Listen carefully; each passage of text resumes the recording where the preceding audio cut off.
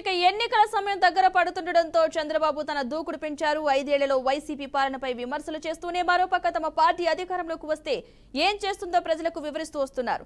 ఎన్నికల ప్రచారంలో భాగంగా టీడీపీ అధినేత చంద్రబాబు నేడు పల్నాడులో పర్యటించనున్నారు. పెదకూరపాడు, సత్తెనపల్లి నియోజకవర్గాల్లో బాబు పర్యటన కొనసాగనుంది. మధ్యాహ్నం 3 గంటలకు ప్రత్యేక హెలికాప్టర్లో క్రోసూరు చేరుకోనున్న చంద్రబాబు క్రోసూరు, సత్తెనపల్లి ప్రజాగళం బహిరంగ సభల్లో చంద్రబాబు పాల్గొంటారు. ఇక రాత్రికి సత్తెనపల్లిలో బస చేయనున్నారు. ఇక చంద్రబాబు పర్యటనకు సంబంధించిన పూర్తి సమాచారాన్ని మా ప్రతినిధి శ్రీనివాస్ అందిస్తారు. శ్రీనివాస్.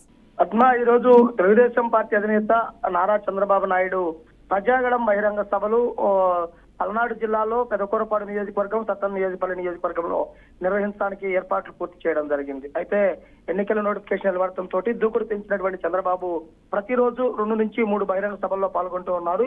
ఈ రోజు పెదకూరపాడు నియోజకవర్గంలో కోసూరులో బహిరంగ సభ నిర్వహించారు. బహిరంగ సభకు సంబంధించినటువంటి పూర్తి ఏర్పాట్లు కూడా సిద్ధం చేయడం జరిగింది. ఇక్కడ ఈ కార్యక్రమానికి సంబంధించి స్థానిక నేతలు కూడా కొంతమంది వైసీపీ పార్టీ నుంచి తెలుగుదేశం పార్టీలో జాయిన్ అవుతున్నట్టు కూడా చూస్తున్నటువంటి పరిస్థితి కూడా ఉండడం జరిగింది.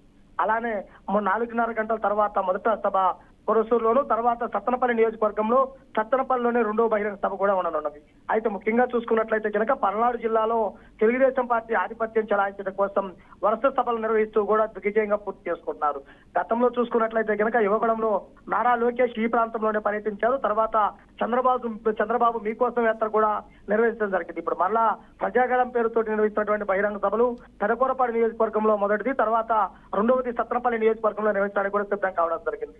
పెదకూరపాడు నియోజకవర్గం నుంచి తెలుగుదేశం పార్టీ కూటమి అభ్యర్థిగా భాష్యం ప్రవీణ్ ను ప్రకటించడం జరిగింది. భాష్యం ప్రవీణ్ ఇప్పటికే అన్ని గ్రామాల్లోనూ సుడిగాలి పర్యటన చేస్తూ కూడా తనదైన స్థలిలో దూసుకుపోతున్నారు. అలానే సత్తెనపల్లి నియోజకవర్గంలో మాజీ మంత్రి కాపు నేత కన్నా లక్ష్మీనారాయణ సత్తెనపల్లి తెలుగుదేశం పార్టీ అభ్యర్థిగా ఉన్నటువంటి పరిస్థితి. ఆయన కూడా ఆయా గ్రామాలలో కూడా విస్తృతంగా పర్యటన చేసి తెలుగుదేశం పార్టీ విజయానికి బాటలు వేస్తున్నటువంటి పరిస్థితి. అంటే ఈ రోజు చంద్రబాబు నాయుడు ప్రజాగళం బహిరంగ సభలు విజయవంతం చేయడం ద్వారా ఆయా నియోజకవర్గాల్లో గెలుపు ఓటముల పైన ప్రభావం పడుతున్నట్టు కూడా స్పష్టంగా చెబుతున్నటువంటి పరిస్థితి.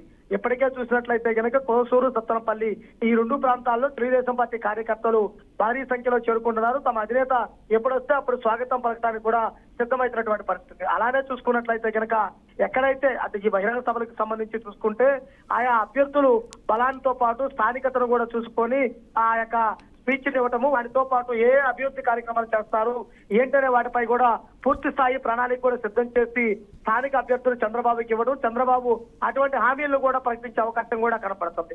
అయితే సాగునీరుకు సంబంధించి ఈ పల్నాడు ప్రాంతంలో ఉన్నటువంటి సత్తెనపల్లి, పెదకూరపాడు నియోజకవర్గాలకు వరాల జల్లు కురిపించే అవకాశం కూడా కనపడుతుంది. అటువంటిది ఏమైనా ఉంటుందా లేదా అని కూడా ప్రతి ఒక్కరు చర్చించుకున్న పరిస్థితి. అయితే చంద్రబాబు నాయుడు బహిరంగ సభలను విజయవంతం చేయాలని తెలుగుదేశం పార్టీ కార్యకర్తలు, అభిమానులు, కూటమిలో ఉన్నటువంటి జనసేన, తెలుగుదేశం, బీజేపీ పార్టీ కార్యకర్తలు కూడా అంతా కూడా భారీ సంఖ్యలో హాజరు కావడానికి కూడా సిద్ధమవుతున్నారు.